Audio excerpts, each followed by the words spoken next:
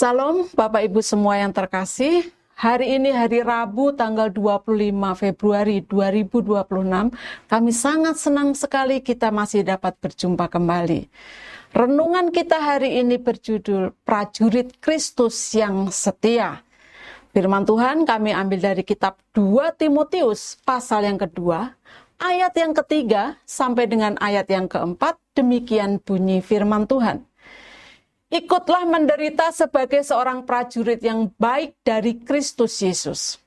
Seorang prajurit yang sedang berjuang tidak memusingkan dirinya dengan soal-soal penghidupannya, supaya dengan demikian ia berkenan kepada komandannya.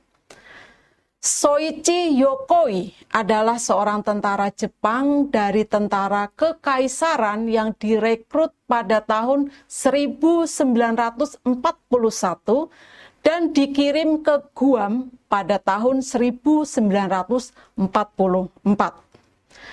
Guam adalah negara kecil semi-independen di Kepulauan Pasifik di bawah kekuasaan Amerika Serikat.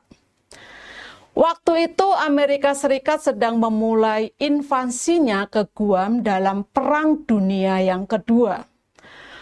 Pulau Guam akhirnya jatuh ke tangan sekutu dan banyak tentara Jepang tewas atau ditangkap. Tetapi Yokoi berhasil melarikan diri ke hutan lebat karena ia menganggap menyerah kepada tentara sekutu sebagai hal yang tidak terhormat. Ia bersembunyi di hutan tersebut selama hampir 30 tahun. Ia hidup dalam isolasi, membuat peralatan dan pakaian dari alam, serta bertahan hidup dengan pisang, kelapa, dan ikan.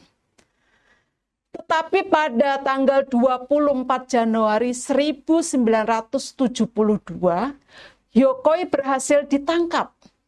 Hal ini terjadi karena ia menyerang dua pemburu di daerah terpencil Guam dengan senjata rakitan.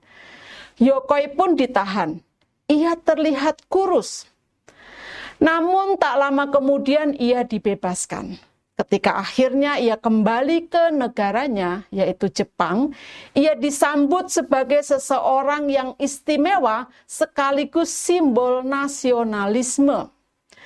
Di bandara diliputi emosi, Yokoi menangis dan berkata, "Saya malu telah kembali hidup-hidup."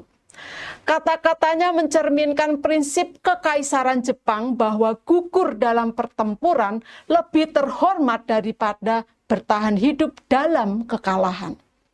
Yokoi kemudian menikah, menulis buku, dan menjalani kehidupan yang tenang di Jepang hingga kematiannya pada tahun 1997.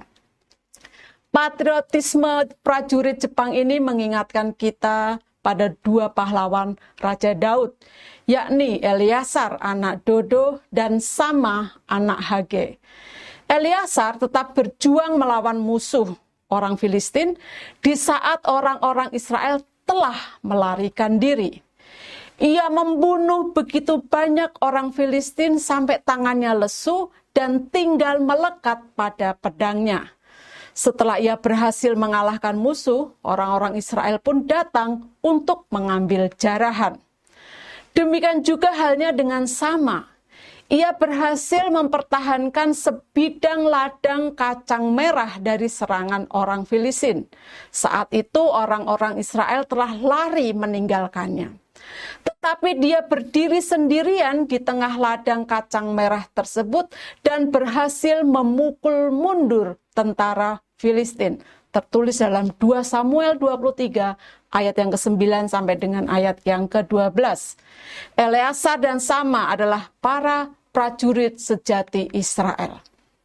Alkitab berkata bahwa orang Kristen adalah prajurit-prajurit Kristus. Kristus adalah komandan kita. Tetapi kita tidak berperang melawan manusia, melainkan melawan kuasa kegelapan. Sebagai prajurit Kristus, kita dituntut untuk setia kepada Kristus. Kita juga dituntut agar tidak memusingkan penghidupan kita sehingga kita berkenan kepada Kristus sebagai komandan kita. Sebagai prajurit Kristus, kita juga diminta untuk rela berkorban dan menderita. Fokus kita sebagai prajurit Kristus adalah melakukan apa yang diperintahkan oleh Kristus komandan kita. Dan Tuhan yang akan mencukupkan semua kebutuhan kita. Kata-kata bijak. Hanya prajurit yang setia yang akan dijamin kehidupannya oleh komandannya. Bapak Ibu, mari kita tutup renungan hari ini dengan berdoa. Bapa, ajar aku untuk menjadi prajurit Kristus yang baik, yang berkenan kepadamu dan hidup melakukan firman-Mu. Dalam nama Tuhan Yesus aku berdoa dan bersyukur. Amin.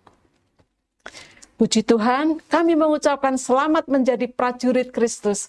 Tuhan Yesus memberkati kita semua. Amin.